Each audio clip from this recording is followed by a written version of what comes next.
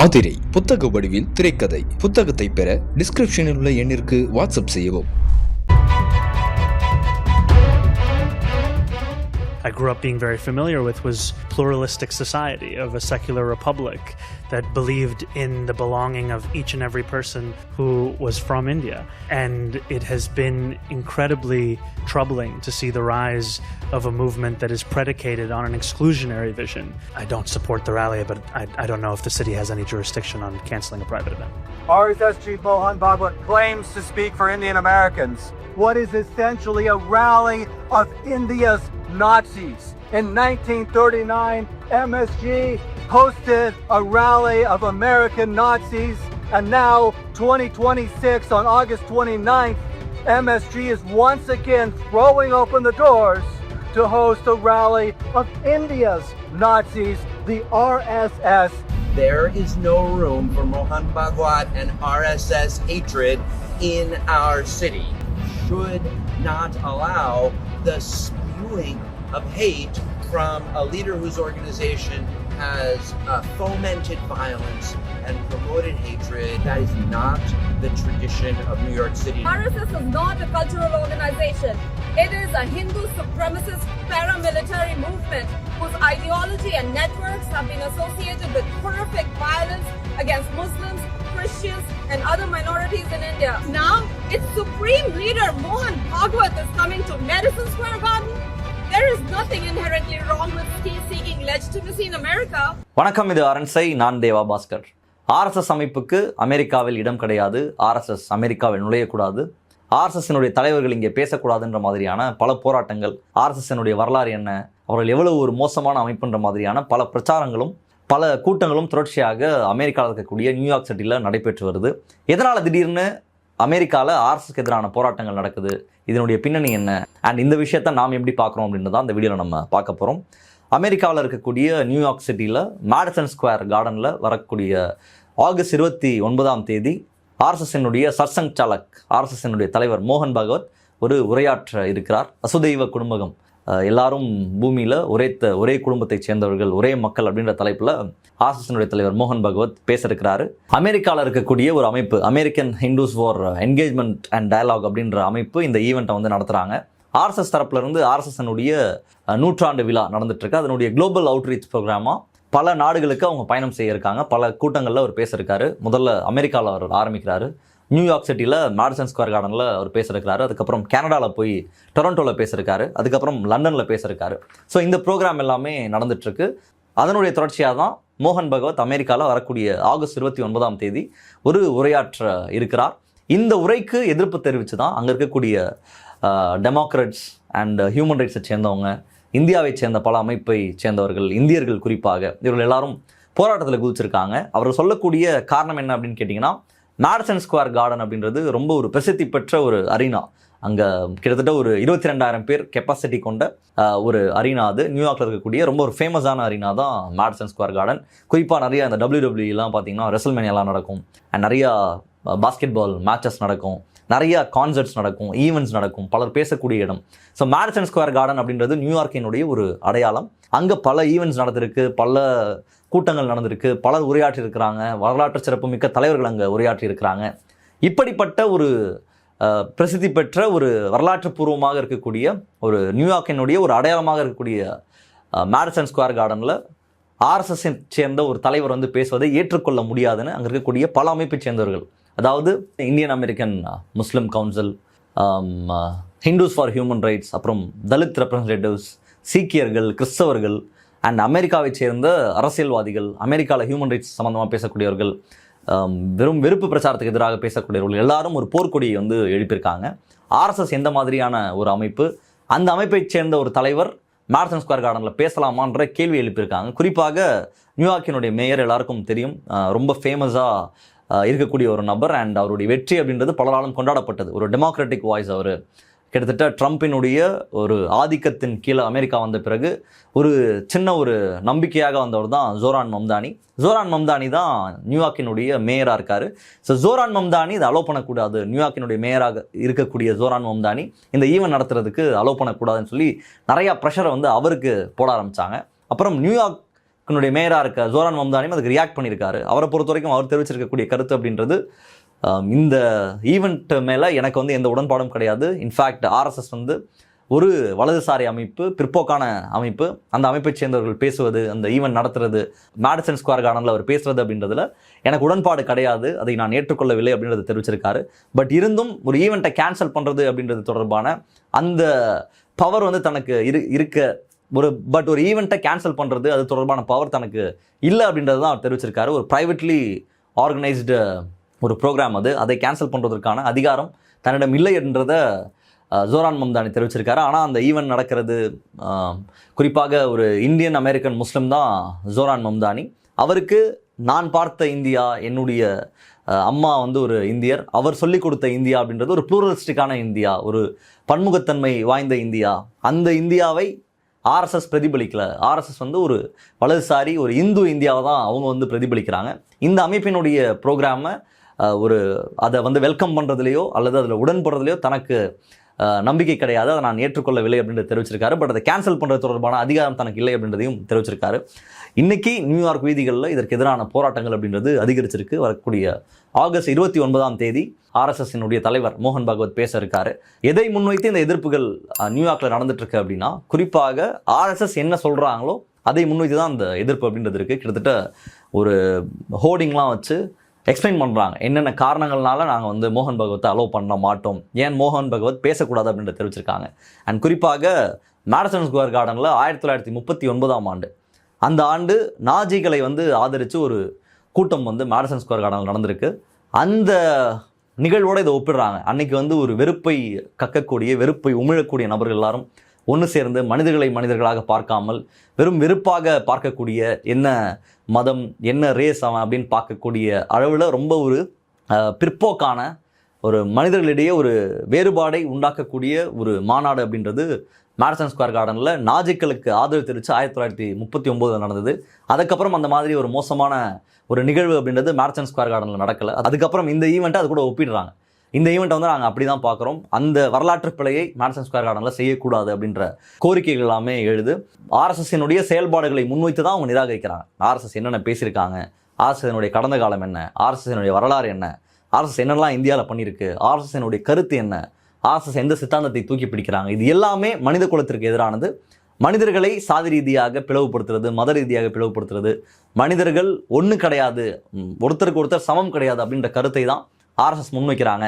அந்த கருத்து அமெரிக்காவினுடைய ஒட்டுமொத்த கருத்துக்குமே எதிரானது, அமெரிக்காவினுடைய பார்வைக்கு, அமெரிக்காவினுடைய விஷனுக்கே எதிரானதாக இருக்குது அப்படின்ற சொல்லி ஆர்எஸ்எஸ்னுடைய வரலாறு வந்து பட்டியல் போட்டிருக்காங்க. ஆர்எஸ்எஸ் மகாத்மா காந்தி இன்னைக்கு உலகம் முழுவதும் ஒரு அமைதிக்கான அடையாளமாக, ஒரு நான் கோஆப்ரேஷன் மூமெண்ட், ஒரு சத்தியகிரகா மூமெண்ட், ஒத்துழையாமை இயக்கம், திரும்ப தாக்குறது, ஒரு நான் வைலண்ட் மூமெண்ட்டுக்கு ஒரு சாட்சியாக இருக்கக்கூடிய அல்லது அதோடைய சிம்பிளாக இருக்கக்கூடியது காந்தி அவர்கள் தான்.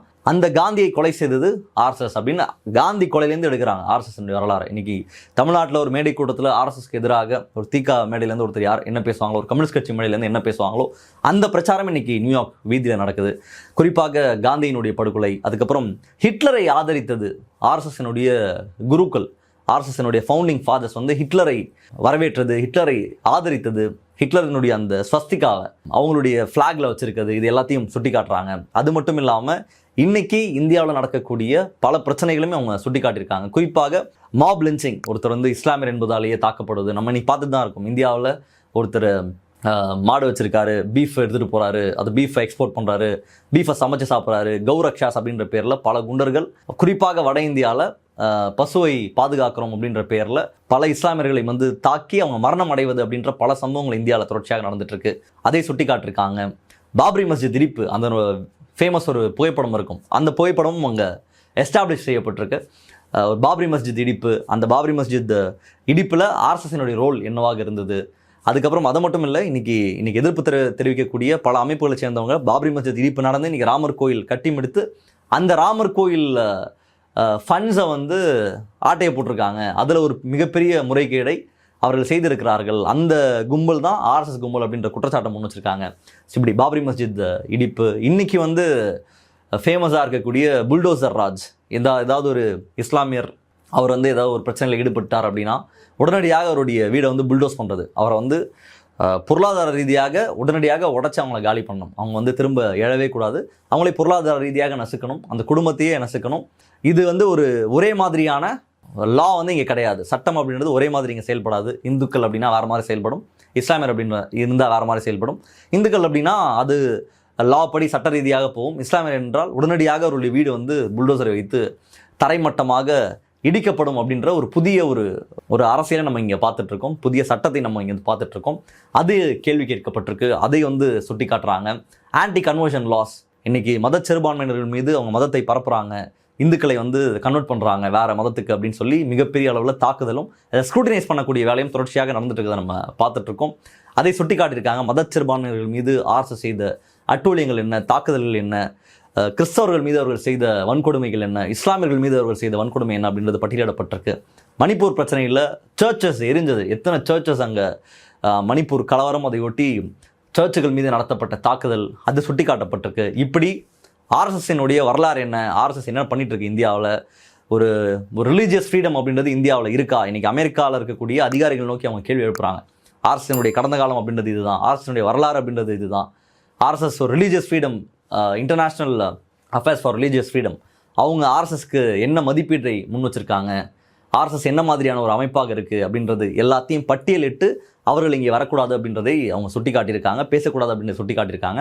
அண்ட் குறிப்பாக பல இந்துக்கள் இந்த போராட்டத்தில் கலந்துட்டுருக்காங்க. ஒரு வலதுசாரி இந்துத்துவ அமைப்பு இதை முன் நின்று நடத்தினாலும் கூட பல இந்துக்கள், அமெரிக்காவில் வாழக்கூடிய இந்துக்கள் ஆர்எஸ்எஸ் உள்ளே வரக்கூடாது, ஆர்எஸ்எஸ்னுடைய சர்சங் சாலக் மோகன் பகவத் வந்து பேசக்கூடாது, அமெரிக்காவினுடைய ஒரு ஃபேப்ரிக்கு, ஒரு டெமோக்ராட்டிக் ஃபேப்ரிக்கு, டெமோக்ராட்டிக் வேல்யூக்கு அகேன்ஸ்டாக இது இருக்குது அப்படின்றது தான் அவங்களுடைய போராட்டமாக இருக்குது.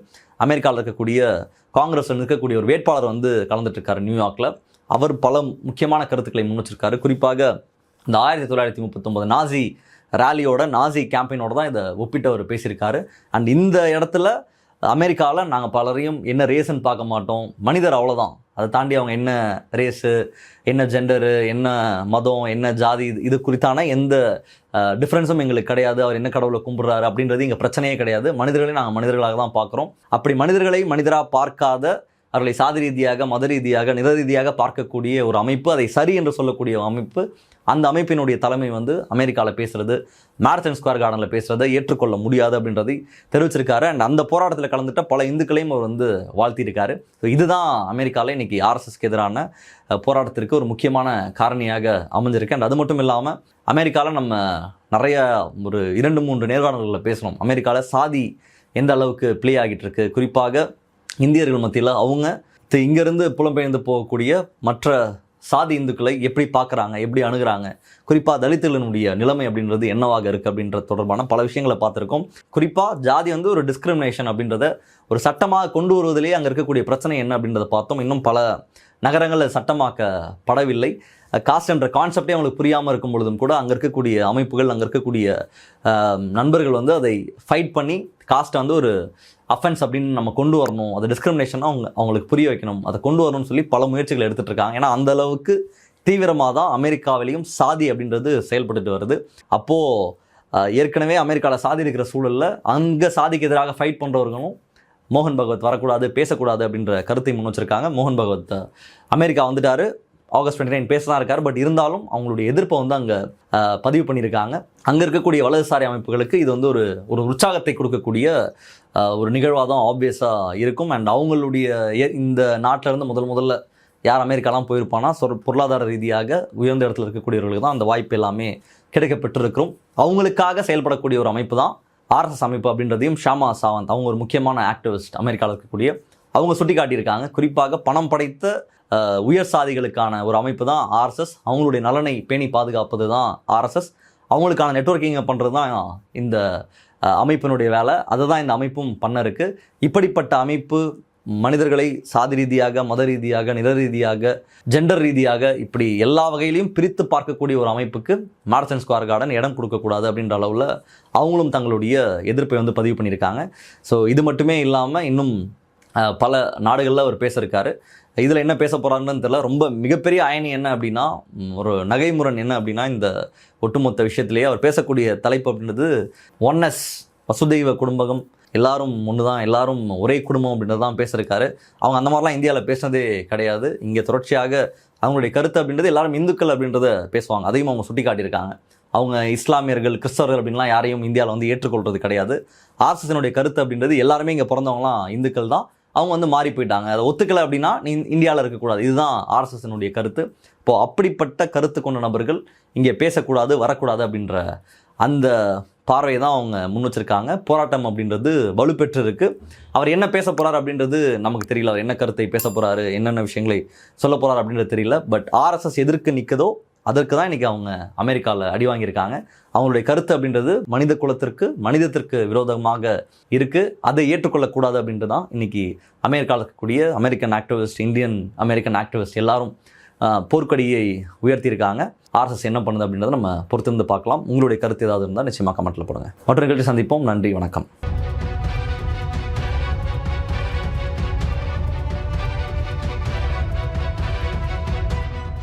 அரண்சை நண்பர்களுக்கு வணக்கம்.